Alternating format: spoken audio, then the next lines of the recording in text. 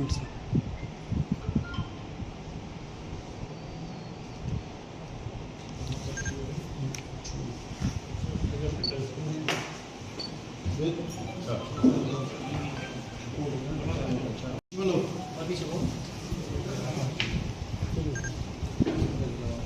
पीछे नहीं है, पीछे 1 मिनट से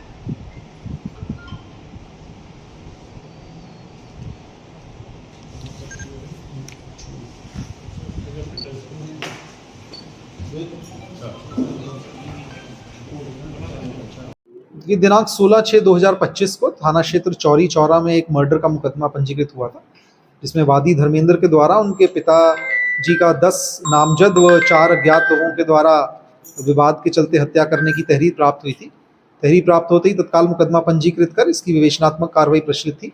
जो नामजद आरोपी थे, टीम्स के द्वारा नामजद आरोपियों को हिरासत में लेकर के उनसे पूछताछ की जा रही थी, लेकिन पूछताछ के दौरान जो भी घटनास्थल है उसके निरीक्षण एवं जो साक्ष्य संकलन आ रहा था उससे जो भी नामजद आरोपी थे उनके खिलाफ हमको कोई ऐसे साक्ष्य नहीं मिल रहे थे जिससे हम कह सकें कि वह नामजद आरोपी इस हत्या के केस में सीधा सीधा हमको लिप्त दिख रहे थे। इसी के क्रम में घटना का जो क्राइम सीन का रिक्रिएशन था उसमें किस एंगल से वार किया गया है, जिसकी वजह से धारदार हथियार से जिससे मृत्यु हुई है, कहाँ से अभियुक्तों के आने जाने का रास्ता था, इन सब चीज़ों का जब एनालिसिस किया गया तो उसके क्रम में जो भी वादी के द्वारा तहरीर दी गई थी और उसमें लोग नामजद किए गए थे उनके खिलाफ कुछ ठोस हमको साक्ष्य नहीं मिल रहे थे, जिसके क्रम में टीमों के द्वारा फर्दर हमारा इसमें साक्ष्य संकलन किया गया। अंततः हमारे पास जो भी प्राप्त साक्ष्य थे उसके क्रम में जो वादी मुकदमा धर्मेंद्र थे उन्हीं से जब पूछताछ की गई और अन्य परिवारीजनों से पूछताछ की गई तो उसमें जो हमको डिस्क्रिपेंसीज लग रही थी उसके क्रम में आगे विवेचना करते हुए हम लोगों के सामने ऐसे सबूत आए जिसके माध्यम से हम फाइनली इस केस को वर्कआउट कर पाए और वादी मुकदमा धर्मेंद्र स्वयं ही इस केस का आरोपी निकला। उसी के द्वारा अपने पिता की धारदार हथियार से हत्या की गई थी। उसके द्वारा अपने घटना में अपने आप की इन्वॉल्वमेंट और घटना का अभियुक्त होना स्वीकार किया गया है। उसी की निशानदेही पे जो आला कत्ल है उसे बरामद किया गया है। इसके क्रम में अभी तक के प्राप्त साक्ष्य के अनुसार धर्मेंद्र को गिरफ्तार करके माननीय न्यायालय के समक्ष प्रस्तुत किया जा रहा है और जो भी लोग नामजद हैं उनके खिलाफ, क्योंकि अभी तक हमको कोई भी ऐसे तथ्य नहीं मिले, उनमें से किसी की भी गिरफ्तारी नहीं की जा रही है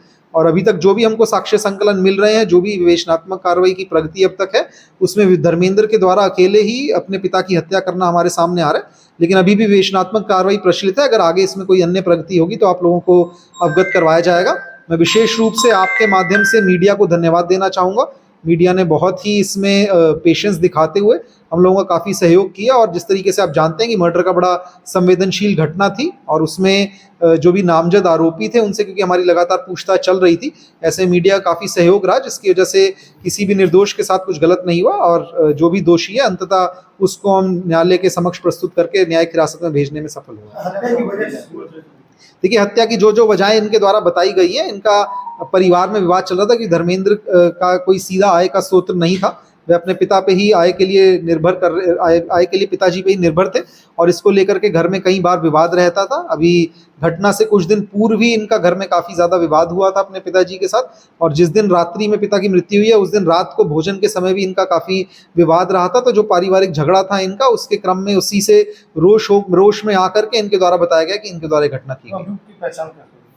अभियुक्त की पहचान जैसा कि मैंने आपको बताया कि जो हमारे पास साक्ष्य घटना के क्रम में आ रहे थे, जो पूछताछ में चीज़ें सामने आ रही थी, उससे जो भी डिस्क्रिपेंसीज थी, जो क्राइम सीन के फॉरेंसिक के द्वारा क्राइम सीन घटनास्थल देख करके जिस एंगल से वार किया गया था, जहां से अभियुक्तों के आने जाने का रास्ता बताया जा रहा था, उसमें जो भी हमको डिस्क्रिपेंसीज लग रही थी उनको फाइनली वर्कआउट करते हुए हमारी टीम के द्वारा अभियुक्त तक पहुंचा गया। बेटे के द्वारा